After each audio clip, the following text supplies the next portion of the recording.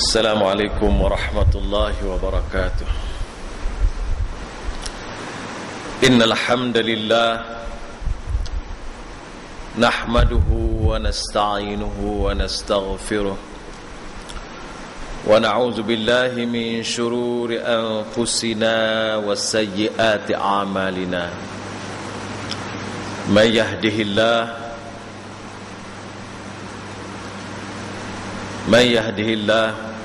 فهو المهتد ومن يضلل فلن تجد له وليا مرشدا.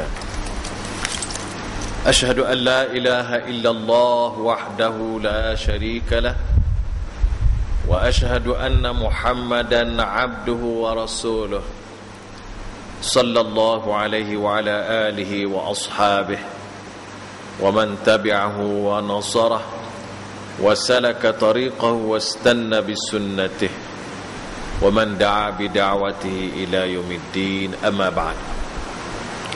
Tuan-tuan hadirin hadirat yang dirahmati dan dikasihi Allah, alhamdulillah kita syukur pada Allah Subhanahu wa taala pada malam yang mulia ini dapat kita sambung lagi pengajian kita, dan pada malam ini kita akan teruskan muqaddimah berhubung dengan Tauhidul Asma' wa Sifat atau Tauhid Asma' dan sifat-sifat Allah Subhanahu wa taala. Sebelum ni kita telah bincang beberapa perkara yang berhubung dengan tauhid ini sebagai asas muqaddimah. Yang pertama ialah kita melihat, kalau kita ingat balik, tauhid asma' dan sifat-sifat Allah, kita belajar nama-nama dan sifat-sifat Allah Subhanahu wa taala ini adalah separuh daripada bab kita beriman dengan Allah. Itu yang pertama, bagaimana telah kita bincang sebelum ini. Yang kedua ialah belajar mengetahui dan mendalami tauhid asma' dan sifat Allah ini. Ia merupakan ilmu yang paling mulia dan paling utama di dalam kehidupan kita, kerana yang paling mulia, yang paling utama dalam hidup kita adalah Allah. Apabila kita belajar tentang Allah Subhanahu wa taala, maka ilmu itu adalah ilmu yang paling utama. Itu yang kedua. Yang ketiga ialah tauhid asma' dan sifat Allah taala ini adalah merupakan asal usul kepada semua ilmu-ilmu yang berkaitan dalam hidup kita, khasnya yang disebut sebagai ilmu dalam bidang agama. Semua ilmu puncanya adalah asal usulnya daripada Allah Subhanahu wa taala. Dan apabila kita kenal Allah, kita beriman dengannya dengan sebenar-benar, maka semua ilmu lain itu adalah berasal daripada ilmu ini. Seperti kita belajar Quran, Quran itu adalah kalam Allah, dan ilmu yang kita ambil daripada Allah Subhanahu wa taala itulah terbitnya macam-macam ilmu lain.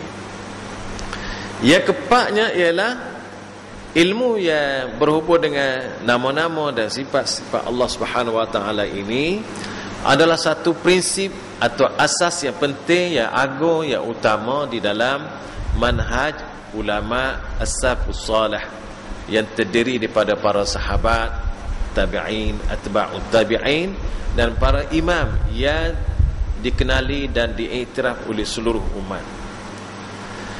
Pada malam ini kita akan sambung pada perkara yang kelima, iaitu al-ilmu bi asma'illahi wa sifatih fathul lil 'abdi bab ma'rifatillah, iaitu mengetahui atau kita belajar ilmu yang berkaitan dengan nama-nama dan sifat-sifat Allah ini akan membukakan hati kepada seseorang hamba untuk mengenal Allah Subhanahu wa taala.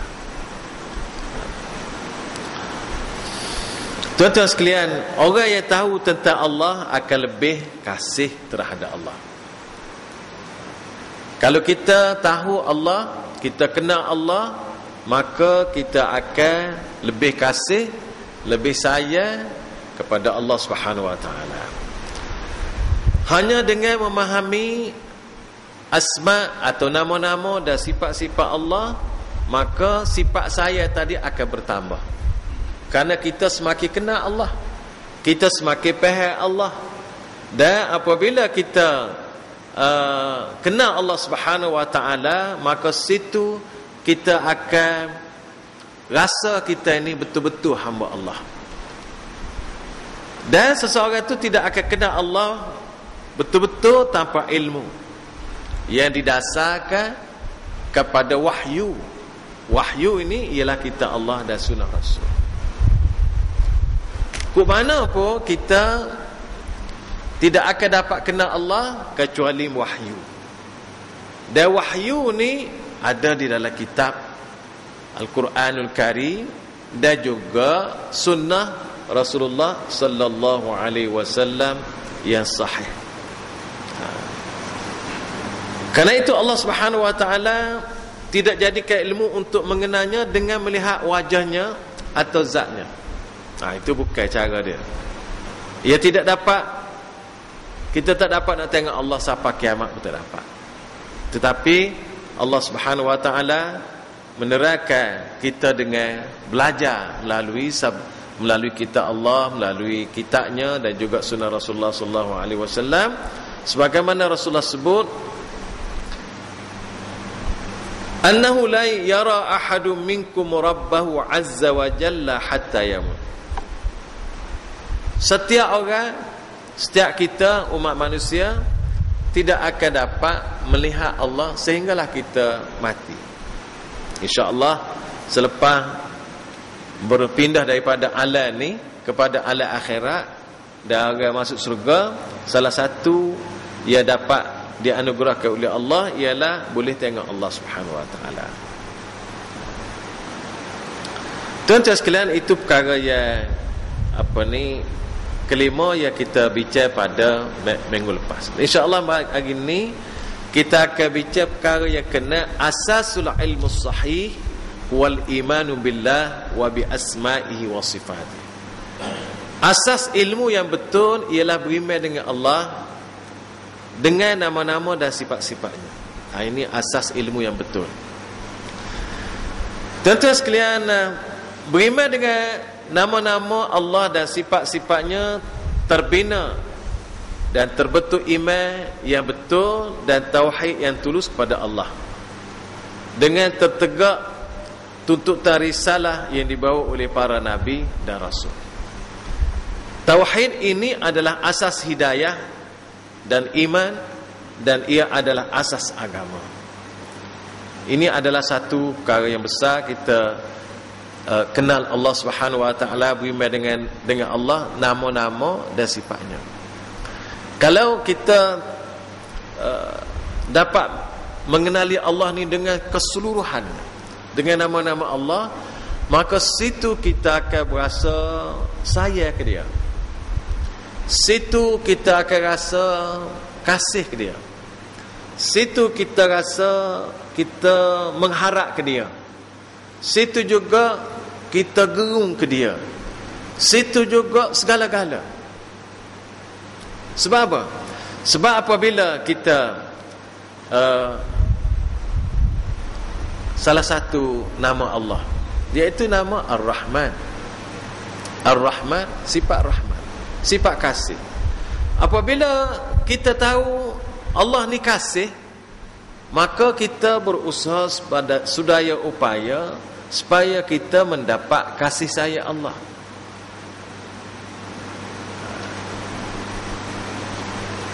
Apabila kita tahu Allah Subhanahu wa taala ini banyak beri rezeki, dan dialah beri rezeki kita, maka kita tidak akan minta rezeki daripada orang lain dan tidak mengharapkan rezeki diberi oleh sesiapa pun selain daripada Allah. Dan kita yakin semua hak rezeki, hak siapa kita tu adalah daripada Allah. Dan kita tidak terikat dengan makhluk. Perasaan kita, harapan kita, hanya kita terikat dengan Allah Subhanahu wa taala. Kerana siapa pun yang berusaha untuk menyampaikan kepada kita rezeki atau kebaikan, benda tu tak boleh nak buat. Benda tu tidak akan sapa kecuali memang Allah Subhanahu Wa Taala telah tulis dah barang tu, sesuatu perkara tu sejak dulu lagi. Karena tu kita gantung dengan dia. Begitulah juga sebaliknya, kalau kita memahami bahawa Allah Subhanahu Wa Taala sahaja Dia boleh menentukan baik buruk. Kalau keburukan ya kena kita, sebenarnya itu adalah suatu perkara yang tidak ada siapa pun boleh tolak. Usahalah lagu mana pun, siapa pun tak boleh nak tolak, sebab kuasa Allah adalah mutlak. Apabila kita faham perkara seperti ini, maka kita tidak akan gaduh dengan makhluk. Sebaliknya kita akan mendekatkan diri, kita akan semakin merasa kita ni berada di dengan Allah Subhanahu Wa Taala, dan kita tidak akan lari daripada Allah dalam apa jua keadaan sekalipun. Dan pada waktu yang sama kita akan rasa kasih dia, kita akan rasa harap ke dia. Dan kerana tu hidup kita, mati kita, kita akan turut dia dan kita akan bersembah kepadanya. Itu kadang-kadang kalau kita boleh faham dalam doa iftitah, inna salati wa nusuki wa mahyaya wa mamati lillahi rabbil alamin. Semaya aku, ibadah aku, hidup aku, mati aku hanyalah untuk Allah. Kita tidak akan boleh faham, boleh rasa apa yang kita ucap tu banyak kali dah tu dalam semaya. Kalau kita tak faham, tak kenal Allah, tidak kenal siapa nama dia, tak kenal lagu mana sifat dia, dia tidak akan rasa. Kita boleh sebut tapi tidak rasa. Ini satu perkara yang sangat penting kita nak belajar, kita nak tahu, kita nak faham, dan kita beriman dengan nama-nama Allah. Kerana tu apabila kita dengar dalam hidup kita, orang ni pongoh, orang ni gagal, kita rasa takut. Sebab apa takut? Sebab bunyi dia pongoh dan dia buat sungguh. Kalau kita ambil perkara itu, kita faham untuk Allah Subhanahu Wa Taala. Allah ni kalau dia marah sungguh, kalau dia murka sungguh, sehingga kita tak jadi apa satu, kita tak berguna sikit habuk, maka kita akan rasa takut kepada Allah, takut kemurkaannya. Kita minta berlindung dengan Allah daripada kemurkaan dia, sebab kita faham dia. Tapi kalau kita tak faham dia, kita tidak sapa kita. Karena tu tuan-tuan, memahami nama-nama dan sifat Allah ni sangat besar. Kerana itu iman yang betul tidak dapat digambarkan dengan tepat bagi mereka yang tidak kenal Tuhannya. Makrifat terhadap tauhid ini sangat perlu untuk beriman kepada Allah Subhanahu Wa Taala. Kita faham sungguh tauhid asma sifat ni, baru kita jadi sebati, jadi comel iman kita kepada Allah Subhanahu Wa Taala. Tauhid inilah yang memberi perbezaan kepada seorang hamba yang beriman dengan Allah dan kufur terhadapnya. Tauhid asma dan sifat ni beri beza orang beriman dengan Allah dengan orang kufur dengan Allah Subhanahu Wa Taala. Tauhid inilah yang boleh memberi perbezaan orang beriman dengan syirik dengan Allah. Isbat sifat-sifat Allah dengan menafikannya, menyucikan Allah, mentakdiskan Allah, atau sebaliknya. Karena itulah kita tengok sifat tauhid ini memberi satu penekanan. Orang yang syirik dengan Allah umpamanya, dia sebenarnya dia tidak memahami nama-nama dan sifat Allah. Kalau orang faham Allah Subhanahu Wa Taala, dia tidak akan minta kepada selain daripada Allah. Sebab Allah lah yang gagah, Allah lah yang kuat, Allah lah yang maha kaya, Allah yang boleh buat segala-gala, sedangkan makhluk tak boleh buat kawan satu. Apabila dia faham nama dan sifat Allah, dia tidak akan pergi kepada selain daripada Allah. Dia tidak akan minta dengan makhluk, tidak akan merayu kepada siapa-siapa kecuali kepada Allah Subhanahu Wa Taala. Itu beza. Orang yang tidak faham tauhid asma dan sifat ni, kalau dia nak minta, kadang-kadang dia minta dengan makhluk. Dia rasa makhluk ni kuat, gagah, dia pergi minta. Sebab apa? Tak faham sini. Selain daripada ikhlas tadi, dia tak faham sini. Tak faham. Dia nak minta tu sebenarnya nak minta dengan hak yang berada. Yang ada, yang memiliki, yang kaya.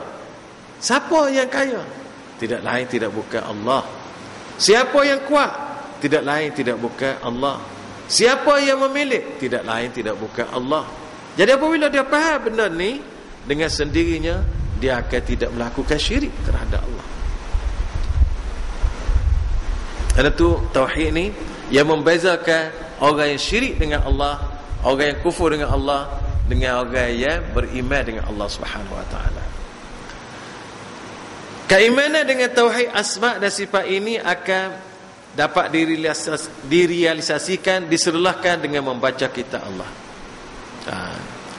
Nak beriman dengan tauhid asma' dan sifat ni sebenarnya tak boleh nak buat kecuali kita kena baca kitab Allah dan sunnah Rasulullah sallallahu alaihi wasallam. Dan apa yang baik ialah baik kita belajar kitab Allah dan sunnah Rasulullah sallallahu alaihi wasallam ini, maka dengan tu kita boleh faham dengan baik. Dan nak faham ni kita ada dua bahagian. Kita boleh faham secara umum dan kita boleh faham secara tafsir. Nak kenal Allah Subhanahu wa taala ni kita boleh kenal secara umum dan kita boleh kenal secara detail. Bagi orang yang tidak mampu, dia boleh kenal secara umum. Tapi bagi orang yang mampu, dia boleh belajar lagi dan kena kenal secara detail supaya iman dia semakin kuat dan semakin hebat. Karena itu makrifatullah ada dua jenis. Yang pertama makrifat ijmaliyah, tahu secara umum. Makrifat umum ini diperlukan oleh seseorang mukmin untuk beriman kepada Allah.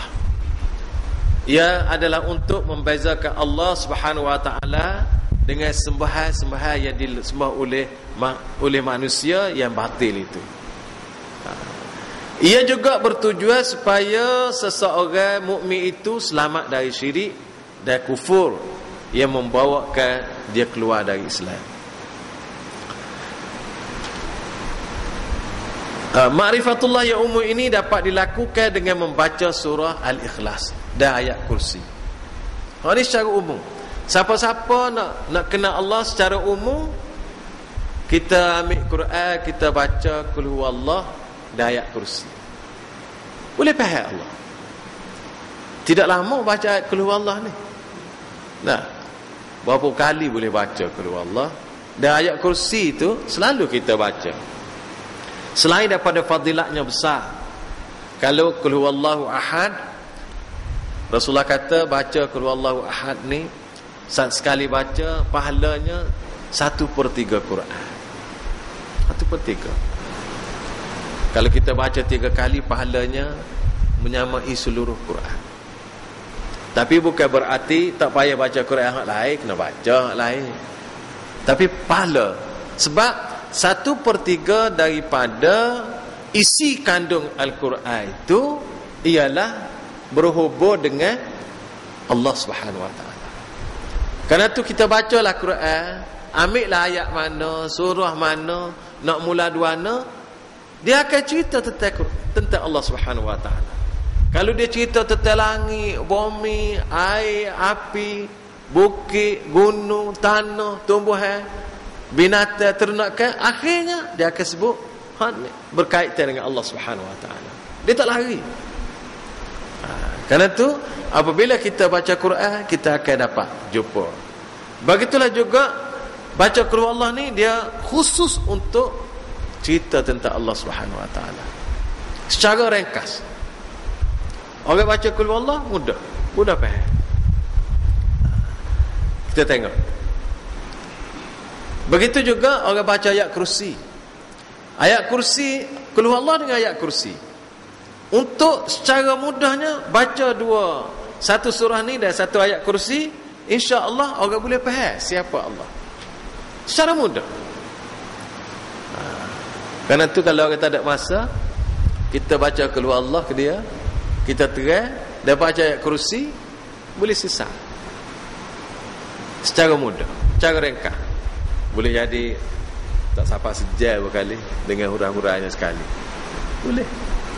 Tapi mengikut keupayaan seseorang itulah boleh menghurai.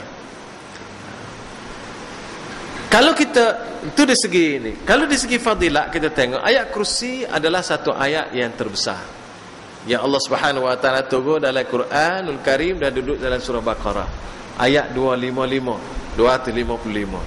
Sehingga Rasulullah sallallahu alaihi wasallam sebut dalam sebuah hadisnya, sesiapa yang membaca ayat kursi lepas semaya waktu,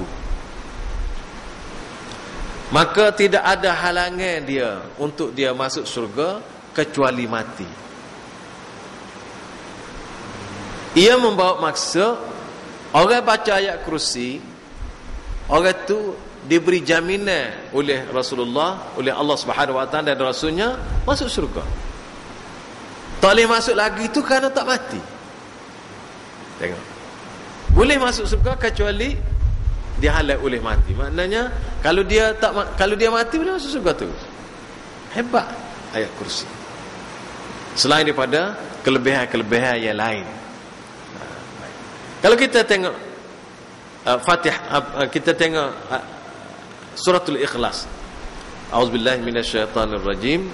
Bismillahirrahmanirrahim. Ini secara umum, cara mudah. Qul huwallahu ahad. Allahus samad.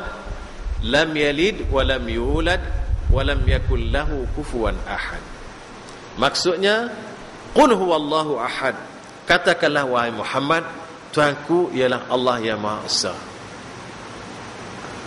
Jadi Allah yang Maha Esa ini buat semua, segala pemikiran, segala sembahan yang ada di dalam hidup, buat semua selain daripada Allah Subhanahu wa taala. Ini kata tauhid. Qul huwallahu ahad. Katakanlah ya Muhammad, Tuhanku adalah hanya Allah Subhanahu wa taala. Dia Maha Esa. Maknanya mana-mana sembahan selain daripada Allah Subhanahu wa taala, maka semua itu perlu buat. Karena itu ini adalah satu asas yang kukuh dalam agama kita. Kemudian Allahus Samad. Allah lah yang menjadi tumpuan sekalian makhluk untuk memohon sebarang hajat. Tak ada dalam hidup manusia ni tak ada hajat. Tak ada kehendak. Semua ada kehendak belaka. Dengan siapa nak minta? Hanya dengan Allah. Kalau minta dengan orang lain, tak boleh nak beri. Orang tak boleh nak beri. Kalau orang boleh beri pun memang Allah Subhanahu wa taala, melalui Allah Subhanahu adalah dengan izin Allah Subhanahu wa taala. Itu ia ditanam oleh Allah Subhanahu wa taala supaya kita pegang sungguh.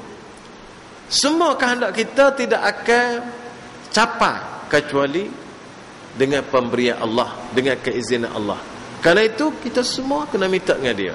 Dan tak ada orang yang tak ada kehendak atas dunia. Karena itulah, kalau ada kehendak manusia, maka manusia adalah minta dengan Allah. Hal ini lebih jelas lagi dalam ayat-ayat lain. Allah Subhanahu wa taala sebut, kalau orang susah, kalau ketika senang tak ada masalah, tidak jelas sangat. Ketika susah ni orang nak minta dengan Allah. Ketika kena angin taufan, kena ribut tengah laut, ketika tu semua orang mohon keampunan dengan Allah dan pertolongan dengan Allah. Dan orang kafir pun sama juga dengan orang bandar pada waktu. Kalau susah nak minta tolong dengan Allah. Kalau tika senang, jauh dengan Allah. Tika sakit nak minta tolong dengan Allah. Tika susah, tika dalam kesusahan. Kerana tu apabila susah dalam masyarakat kita ni, sebagai contohnya panggil orang mayajak. Amunah ayat fenomena itu, fenomena dia. Fenomenanya ajak tolong pergi rumah hamba pakat mayajak. hajat tu, kandak tu, harapan. Jadi nak doa ni sebenarnya apa hajat mai hajat? Nak apakah ramai-ramai nak rakyat hajat kepada Allah Subhanahu Wa Taala. Maknanya dah habis dah usaha dengan segedaya upaya, maka akhirnya nampak tak boleh jalan juga, kena minta dengan Allah. Tapi ni cara tak betul tu sebenarnya. Tak betul lah kan? Susah baru nak minta tolong dengan Allah. Tika senang tidak mendekati Allah. Sedangkan Rasulullah kata, orang yang sentiasa dekat dengan Allah dan berdoa kepada Allah, minta tolong kepada Allah, tika senang dia ingat pada Allah, maka tika susah Allah cepat terima doa dia. Ingat kita tika susah baru doa dengan Allah. Tika senang kita tidak minta, tidak dekat dengan Allah, maka tak berapa nak cepat berkenan Allah Subhanahu Wa Taala. Kemudian Allah Subhanahu Wa Taala sebut lam yalid wa lam yulad.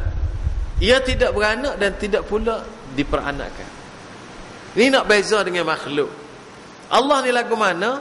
Selain daripada dia tempat tumpuan, nak minta hajat, nak minta segala-gala, dia ni tak beranak dan tidak diperanakkan. Tak beranak ni bukan pak, bukan mak. Tidak diperanakkan ni bukan anak. Jadi ni nak tolak pahaman-pahaman yang mengatakan Allah ni ada anak. Sebab makhluk ni dua aja. Kalau tidak anak, mak atau ayah. Kalau tidak anak, mak atau ayah. Mak dan ayah. Kalau tidak ayah, anak. Dua tu ya kita ni. Dan Allah Subhanahu Wa Taala sebut dia bukan tak termasuk dalam dua kategori itu. Pak mak pun tidak, anak-anak pun tidak. Kemudian Allah kunci walam yakul lahu kufuwan ahad, dan tidak ada siapa pun yang serupa dengannya. Dia tengok dia buat step-step. Siapa Allah? Dia hanya Maha Esa.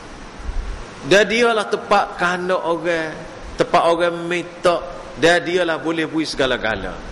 Kemudian dia ni tidak pasal beranak dan tidak anak orang.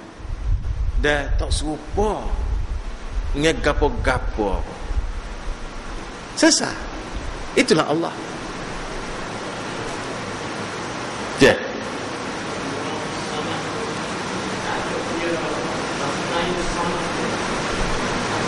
As-Samad.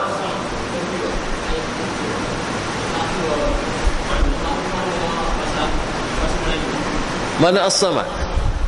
As-Samad ni tempat tumpuan, tempat kehendak, tempat doa, tempat orang minta, tempat boleh. As-Samad ni maknanya dia terjemah sini untuk memohon segala hajat. Segala hajat kita nak minta dengan siapa, dan dia sahaja boleh beri. Itu maksudnya As-Samad. Ya, sila.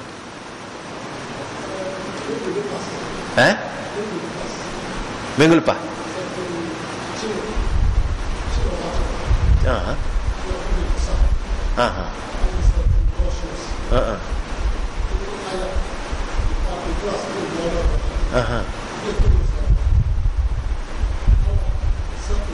Allah satu.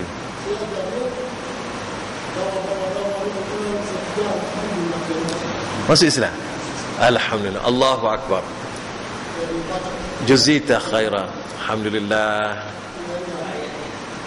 Dengar ayat ni ya? Sebenarnya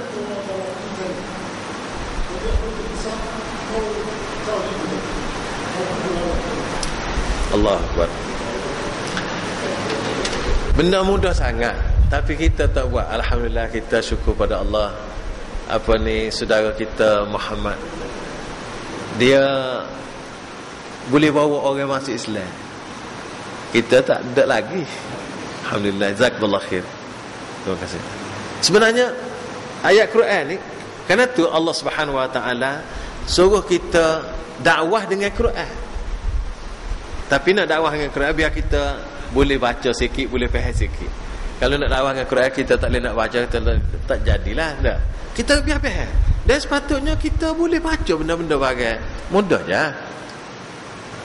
Dan Allah ni sangat mudah, simple. Pendekatan Quran ni sangat mudah. Siapa pun boleh faham. Tak ada orang yang tak boleh nak faham. Kerana tu dia pendekatan Quran ni ialah pendekatan yang sesuai dengan siapa-siapa. Katakanlah Tuhan ni siapa? Wallahu ahad. Nama Tuhan kita ni Allah. Dia esa. Tak ada dua, tidak tiga. Kalau dialah tepat orang mohon, nak minta, merayu, hajat, dan dia tidak beranak, dan tidak pak orang, mak orang, dan tidak anak orang. Senang. Dia tak ada serupa dengan siapa-siapa. Jadi selesai. Itu secara umum, ya, yang telah disebut di dalam surah ni. Baik, kita tengok kalau kita tengok ayat kursi. Ayat kursi ni kita baca sama. Kita baca tapi boleh jadi kita tidak beri perhatian. Kalau kita beri perhatian, dia lebih mantap, lebih kuat kepahaman kita. Kita tengok Allahu la ilaha illa huwal hayyul qayyum la ta'khudhuhu sinatun wa la naum lahu ma fis samawati wa ma fil ard man dhal ladzi yashfa'u indahu illa bi idzni ya'lamu ma baina aydihim wa ma khalfahum wa la yuhituna bi shay'in min 'ilmihi illa bima syaa' wasi'a kursiyyuhu as-samawati wal ard wa la ya'uduhu hifdhuhuma wa huwal 'aliyyul 'azim. Kita tengok maksud dia. Allah, tidak ada Tuhan yang berhak disembah melainkan Dia, yang tetap hidup, yang kekal selama-lamanya, mentadbirkan sekalian makhluknya, yang tidak mengantuk usahakan tidur, yang memiliki segala yang ada di langit dan yang ada di bumi. Tiada siapa yang dapat memberi syafaat pertolongan di sisinya melainkan dengan izinnya, yang mengetahui apa yang ada di hadapan mereka dan apa yang ada di belakang mereka, sedang mereka tidak mengetahui sesuatu pun dari kandungan ilmu Allah melainkan apa yang Allah telah kehendaki memberitahu kepadanya. Luasnya kursi Allah meliputi langit dan bumi, dan tiadalah menjadi keberatan kepada Allah menjaga serta memelihara keduanya, dan Dialah yang maha tinggi darjat kemuliaannya, lagi maha besar kekuasaannya. Ini ayat kursi yang kita baca.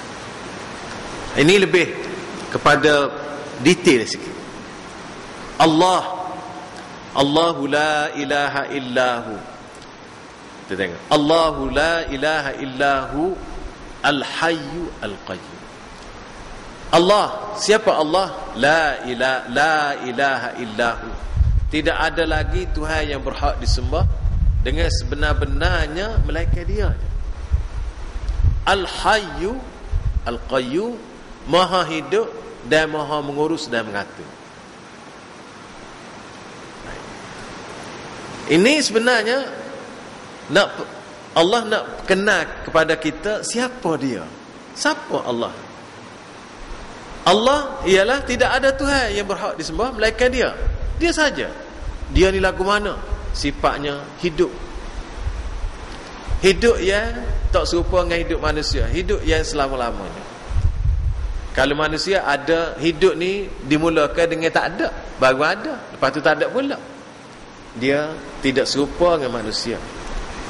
Walam yakul lahu kufuwan ahad.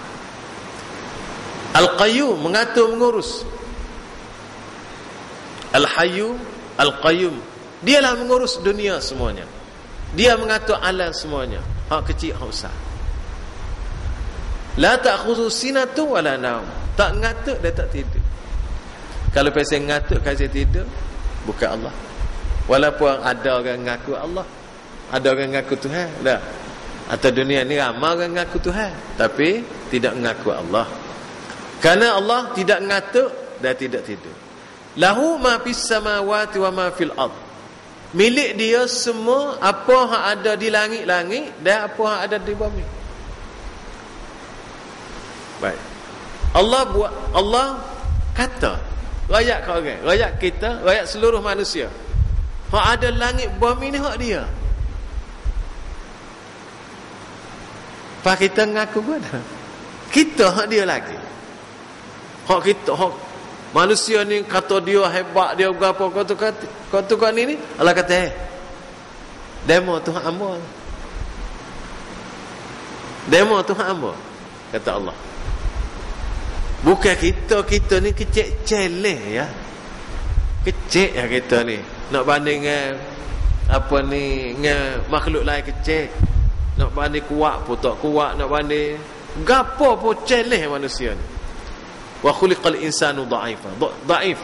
Dari segi fizikal pun dhaif, dari segi kekuatan pun dhaif, dari segi badan pun tak besar. Dhaif belaka manusia. Walau bagaimanapun Allah beri kemuliaan. Jadi Allah Subhanahu Wa Taala dah sebut, hak ada bumi langit ni hak dia belaka. Dia claim, Allah claim hak dia. Dia rakyat hak dia buat. Dan hak dia milik dia. Kerana tu apabila kita baca ayat ni, ayat kursi ni, kita rasa takut, rasa gerung. Sebab kita hak ada ni pun Allah Subhanahu Wa Taala ayat, kalau dia nak di akhirat pada kiamat dia lipat aja bumi ni. Dia lipat ya. Kita sahabat manusia tak boleh nak buat gapo satu terhadap bumi. Buat guna kita. Buat guna bumi. Bumi ni kecil je nak banding dengan Cakrawala hak lain, kecil je. Tapi kita rasa besar tak mudah dah. Nah, besar tak mudah dah. Kemudian tak ada orang yang boleh beri pertolongan di sisi Allah kecuali orang yang dia izin. Orang yang dia benar. Kemudian ni nak ayat kuasa. Siapa boleh kuasa di sisi Allah? Tak ada kecuali orang yang dia beri. Kemudian Allah nak ayat kita lagi, ya'lamu ma baina aydihim wa ma khalfahum. Allah tahu hak depan manusia, dia hak belakang. Kita tahu hak lepas ya. Tu pun banyak tak ingat dah. Hak lepas ingat, tak ingat dah. Jarang. Tak banyak hak ingat. Ingat hak ingat je. Pas depan tak tahu sikit apa. Gapo nak jadi depan tak tahu. Jadi Allah nak raya ilmu dia ni kepada kita, pada setiap orang ni, dia tahu belakang, hak lepas dah, hak akan datang. Itulah Allah. Itulah Tuhan kita. Kemudian Allah kata, wala yuhituna bi syai'in min ilmi illa bima syaa. Orang ni tak boleh nak tahu ilmu, tak boleh nak capai ilmu kecuali mengikut kadar yang Allah Subhanahu Wa Taala beri cuma tu ya. Wasi'a kursiyus samawati wal ard. Besarnya, luahnya kursi Allah seluas langit bumi. Langit ni luah. Bumi ni orang boleh ukur. Langit start mana langit? Kerana tu Allah sebut langit-langit. Kursi Allah ni, kursi merupakan salah satu makhluk ia besar daripada langit dan bumi. Rasulullah banding kursi ni dengan bumi. Kursi ni adalah salah satu makhluk Allah Subhanahu Wa Taala, ciptaan Allah. Nak banding dengan bumi ni ialah pada yang sangat luas. Orang panggil tak nampak tepi nah. Bumi ni hanyalah sebagai satu lingkaran besi bulat letak tengah-tengah. Tu saja bumi ni. Kita rasa besar dah. Tapi nak banding dengan kursi tu kecil. Dan kursi ni hak besar tadi nak banding dengan arasy Allah Subhanahu Wa Taala, supaya bandingnya bumi dengan kursi tadi kecil.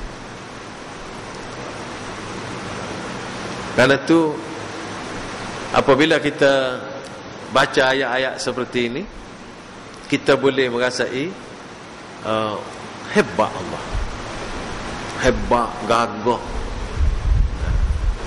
Kemudian wala yauduhu hifzuhuma. Allah tidak letih, tidak penat nak jaga langit bumi. Bawa jaga demo. Langit bumi dia jaga, tak ada satu kan. Bawa kena jaga kita. Allah, mudah. Karena tu kena, kalau nak suruh nak minta suruh jaga, biar kita minta Allah jaga. Sebagaimana Rasulullah kata, wa aljatu zahri ilaik, ya Allah, aku nak nyanda kamu ya Allah, raghbatan wa rahbatan, dengan keadaan nak doa dan juga takut. La malja'a wala manja minka illa ilaik, tiada ada tempat berlindung dan tidak ada tempat dapat melepaskan diri daripada engkau kecuali dengan engkau ya Allah. Karena tu orang yang baca ayat kursi dengan faham semua, dia takut, dia kenal Allah, dan situ dia rasa takut. Kalau orang tak baca ayat kursi, lagi-lagi tak faham. Kalau baca pun kadang-kadang tak nak faham juga. Tak faham hati lagi juga. Rasulullah pun beri jaminan kalau orang nak amal hati. Cuma kalau bila kita faham hati lagi, iblis lagi. Kalau kita tak faham, iblis tak apa nak ingat. Sebab dia kata membaca tak apa nak, tak percaya dengan Allah. Aku pun moga tak sama tak percaya dekat. Tak percaya. Kemudian Allah sebut wa huwal aliyyul azim. Allah Maha tinggi dan Maha agung. Karena tu apabila kita Al-Ali, nama Allah, Ali juga sifat Allah. Allah ni Maha tinggi. Karena tu bila kita sujud, subhana rabbiyal a'la, tinggi Allah, agung, besar. Jadi kalau kita baca Qul huwallah ayat kursi, kalau kita boleh memahirkan diri kita dengan Qul huwallah ayat kursi, setakat tu kita kata, kita faham sungguh, maka kita telah faham, kita telah beriman dengan Allah dengan sungguh-sungguh. Kita faham tentang siapa Allah dan lagu mana sifat-sifat dia secara ringkas. Dan apabila kita boleh faham secara ringkas ni pun sudah memadai. Walau bagaimanapun kita kena tambah. Karena tu yang keduanya makrifat tafsiliyah, mengenali secara detail. Makrifat ni dapat dicapai dengan mengenali dan mengetahui dalil dari kitab Allah dan sunnah Rasul. Tambah lagi, tadi secara umum. Tapi kalau kita kata secara umum tadi pun super detail juga dah. Tapi nak tambah lagi. Nak tambah lagi, kena baca lagi kitab Allah dan sunnah Rasul. Ia perlu dipelajari di dalam bab-bab yang telah disebut di dalam Quran dan sunnah. Perlu untuk memperkuat dan menambah keyakinan kita dengan Allah Subhanahu wa taala. Setiap muslim perlu beriktikad Allah bersifat dengan segala sifat yang disebut olehnya dan telah diberitahu oleh Rasulnya sallallahu alaihi wasallam. Karena itu dalam konsep ni, kita sebagai orang Islam, kalau kita nak belajar bab sifat Allah dan nama-nama Allah ni, kita kena baca Quran dan sunnah Rasulullah yang sahih, dan kita kena yakin bahawa hak tu yang tepat. Apabila dia dapat dipahami, dia amal dan sebati dalam jiwa mukmin, akan kuat dan kentalah imannya. Apabila ilmu seorang hamba bertambah, akan bertambah iman, akan bertambah takut, akan bertambah kasih dan cinta kepada Allah dan kebergantungan dengannya. Kita akan bertambah belakang. Karena itu sebut sini, innama yakhshallaha min ibadil ulama. Orang yang takut pada Allah adalah terdiri daripada kalangan hambanya yang ulama atau berilmu. Kita pergi sikit lagi.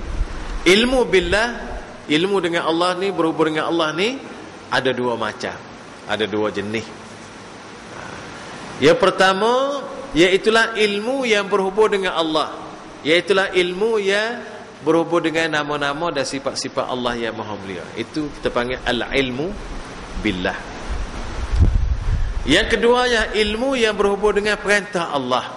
seperti hukum hakam, halal haram, sah batal dan sebagainya. Jadi ilmu billah ni ada dua. Ilmu yang berhubung dengan siapa Allah. Yang kedua, ilmu yang berhubung dengan apa yang Allah suruh.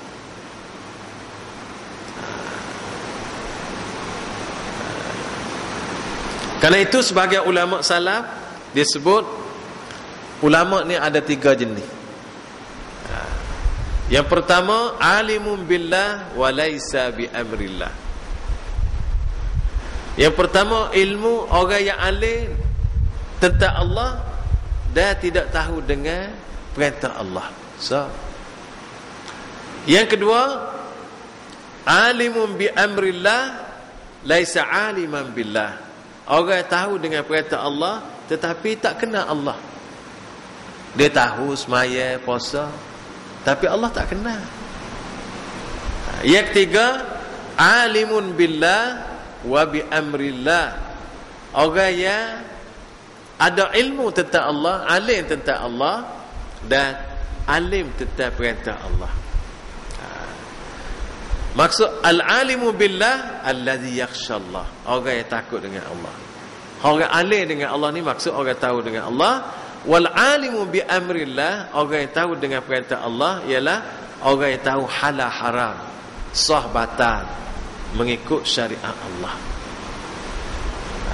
Karena tu tuan-tuan, kerana tu kita ni alimu billah wa bi amrillah. Kita kenal Allah sungguh, kita takut pada Allah. Kita apabila kita kenal Allah, kita beriman dengan dia, kita akan takut ke dia. Kerana tu kalau kata hamba beriman dengan Allah tapi tak takut, belum sampai iman. Iman tak meresap lagi. Dan kita juga nak mengetahui halal haram. Halal haram ni sebenarnya satu tajuk yang sangat besar. Halal haram ni tajuk yang sangat besar dan luas. Kita kalau kita lelah ni orang duk sibuk, orang sebut halal haram dari segi makanan lah, pemakanan halal. Kalau kita pergi kedai, kita tengok ada logo halal. Bila ada logo halal ni, kita akan beli. Bagai itulah kalau kita nak beli tanpa was-was. Tak was-was lah. Dah ada logo halal. Halal ni dikeluarkan biasanya oleh JAKIM lah. Dan juga daripada pihak negeri ada. Dia halal haram ni bukan sahaja setakat makanan minuman, tetapi dia pergi kepada pakaian. Kena ada halal, ada haram. Mungkin kain ni halal, bahannya halal, tapi fotonya pasal tak halal. Model kalau dedah orang tak halal. Kain ni tak ada masalah, dah halal dah bahan dia. Tetapi apabila buat pakaian dedah orang, haram jadi. Begitu juga di segi apa ni percakapan. Percakapan ada hak halal, ada hak haram. Cakap yang baik dan benar halal, boleh pahala. Cakap huduh, mengumpat, mencerca haram. Cakap pun ada halal, ada haram. Tapi bab cakap ada halal, ada haram ni dia mau tak bicara lah mana. Sebab dia bagai makan lah bicara halal, haram. Begitu juga itikad, kepercayaan. Ada halal, ada haram. Hak haramnya ialah kufur, syirik, nifak dan sebagainya. Itu haram. Hak ni itikad. Ada halal, ada haram. Hak halalnya dituntut ia beriman. Selain daripada iman adalah haram. Orang tak kecek bab itikad. Orang duk kecek tak pergi lagi bab itikad. Begitu juga di segi perbuatan-perbuatan.